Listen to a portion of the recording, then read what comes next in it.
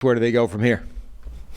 Yeah, I mean, look, I think they are a very, very legitimate threat to be picking top two. Arizona gets Kyler Murray back now. I mean, Carolina, it looked horrendous last night, so they probably should be in the conversation for Chicago, obviously. The Patriots, I think, are an interesting one as well. But there's a very legitimate chance I think this Giants team is picking in the Caleb Williams and Drake May range of the draft. And they effectively gave Daniel Jones a 2-year contract. All the guarantees, all the full guarantees in the first 2 years. There is an injury guarantee that could kick in for the third year. He presumably would be healthy with the ACL before that comes.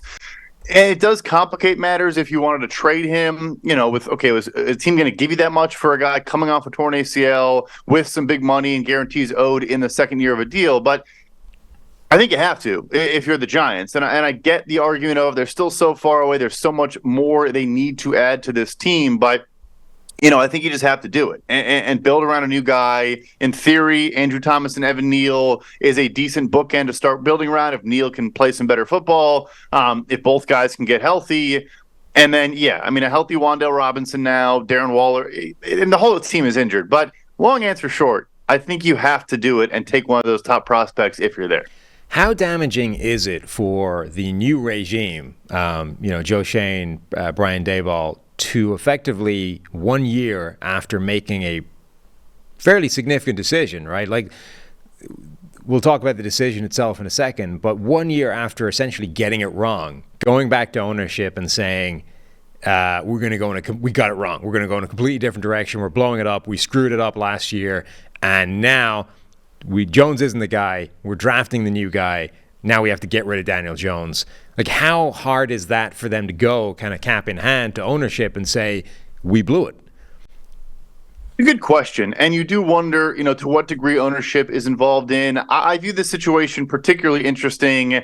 I think part of why they made this decision, and I think it's very bad process, and I am in general a fan of Joe Schoen. I think he's done a lot of good. We should get to the Leonard Williams trade in a second here. I think the viewpoint was, and I have a feeling ownership probably had something to do with it, we need to keep both Daniel Jones and Saquon Barkley on this team. And if we're going to pay one a multi-year deal, I guess let's do the quarterback buy low. He obviously got extended before all the 2020 class guys got way more money. Like, you could talk yourself into why it made sense to pay him and franchise tag Saquon Barkley.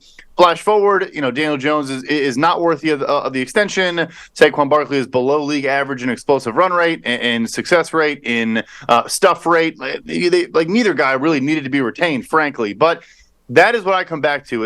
Ownership, I imagine, was like, find a way to keep both guys. And they said, okay, we're not going to give a running back a big second contract. We'll tag him, and that means we have to pay Daniel Jones. So that's kind of how I view it. So if you were the decision maker there a year ago, where was the mistake? So what was the actual original sin in this whole thing? Because there's a cascade of problems that all stem from whichever screw up you determine was the first one or the biggest problem they made. They had a sequence of decisions. Number one was, when they come in, do we pick up Daniel Jones' fifth-year option, right? That's decision number one. They decided not to do that. Once they got a pretty good season out of Daniel Jones coming off the first year with Brian Daboll, the playoff run, winning a playoff game, then the decision is, well, what do? We've got Daniel Jones expiring. We've got Saquon Barkley expiring. We have one franchise tag. How do we deploy this? They end up deciding to sign Daniel Jones to a contract, giving him multiple years, and then using the tag on Saquon and negotiating that way. So what, in your opinion, was the mistake, and what should have been the actual way to go?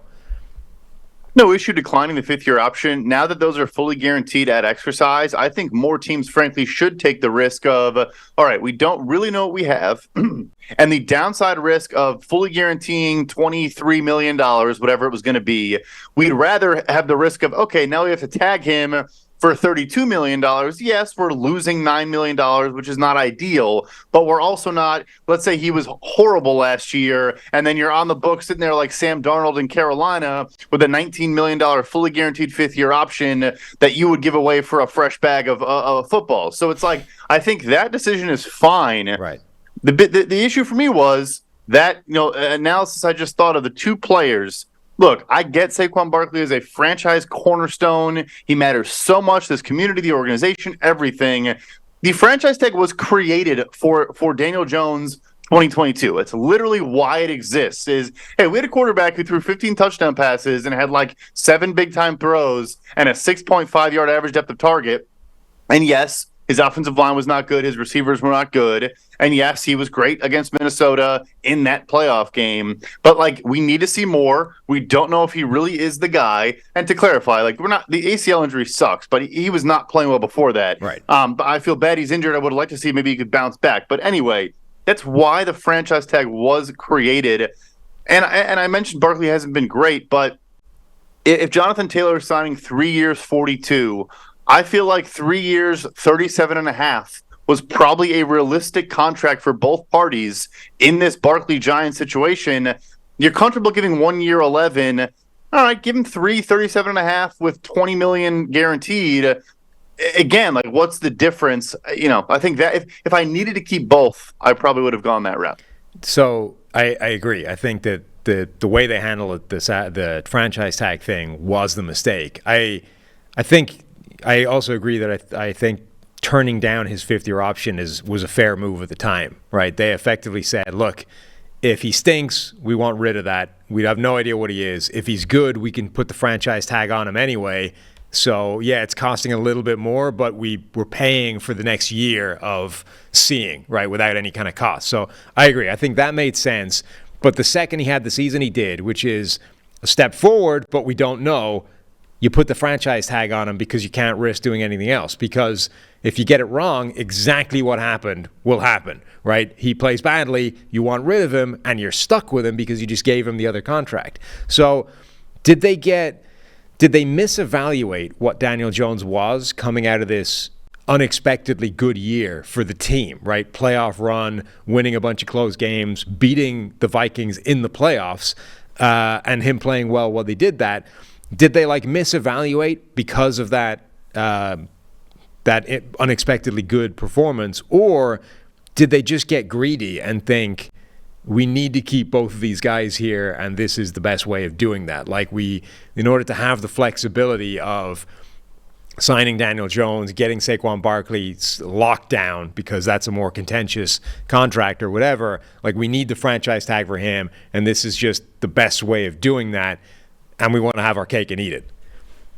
Yeah, I think it's a mix of both. I do think that the latter is a big part of it, and really teams should learn from this of never be backed into a decision because you need to retain a tag for one other player. It's just not a good process. But I also think it was a misevaluation. Again, I said he didn't have good protection, didn't really have good weapons last year, and this is unfair analysis. But you take out 2 games against Minnesota, who may have had the worst defense in the NFL last year, and he probably had 8 touchdown passes on the season. That's not the correct number, but a team that sat back in soft zone and did nothing, that obviously changed coordinators, is now playing much better. I mean, he owes Ed Donatella a chunk of his signing bonus, I think, frankly. So yeah, it was just a bad decision in every way you look at it. But I will pivot to the positive.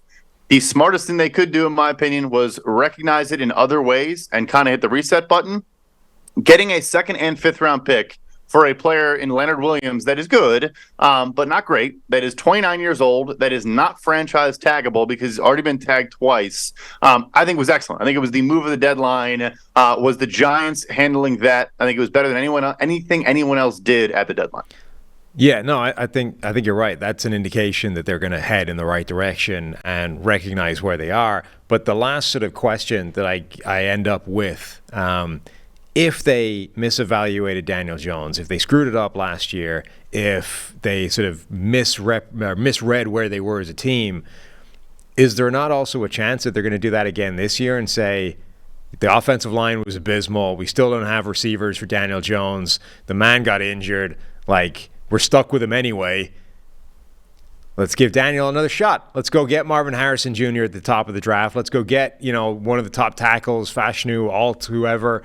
The Evan Neal thing didn't work. Let's build around Daniel Jones and give him a real chance this year. I think it's possible for sure. I wouldn't be shocked, frankly. I mean, they would probably tell themselves, all right, let's say they do have a 1st or 2nd overall pick. We can trade this for a crazy boatload of draft picks. We can still land, if not Marvin Harrison Jr., you get one of the other awesome receivers that should go in the top 15 of this class. And then more offensive line, everything. Just build the entire offense out, maybe add some pass rush, whatever on the defense as well. I could see it. There's an argument to why it makes sense. Personally, I would take one of the quarterback prospects and just go from there. Oh, I absolutely would as well. I'm just I think we're taking it as read that Daniel Jones coming off this year, that's it, right? Done. The end. Like, you can't possibly go forward with him at this point. But I'm conscious of, I wouldn't have done what they did last year, and they're the ones whose names are tied to that decision. Like, I keep coming back to this idea of, it's got to be pretty hard to go into the ownership room with your pitch is essentially, hey, we misidentified our franchise quarterback a year ago. Let me fix it by identifying the next franchise quarterback. And you're like, those are sort of, the first piece of information works quite heavily against the second piece of information in that sales pitch. It certainly does. It's a good point. I mean, look, Steve Keim pulled it off, and obviously he's no longer in Arizona and made some poor decisions along the way. But probably the best thing he ever did was admit that Josh Rosen was a whiff and say, "Look, we're going to take Kyler Murray and start this thing over." So that's where I go back to. I do think we've seen a lot of good process from Shane. I think a lot of things he's done have been smart and show a macro understanding and a path and a vision. But yeah, it was a miss on the quarterback evaluation, on giving him that deal. I think there's no way around that. But also, like, every team kind of does that. You say, well, the alternative is we take a risk on a rookie that might not be good, or, it's a safe play, it's a high floor play, which you could probably even argue that with Daniel Jones. But yeah, I don't know. I hear you 110%. I would give another shot. He inherited the guy. He declined his option. He changed his mind because of a situation with Barkley that, for all we know, maybe ownership was pushing that more than we realized. Right.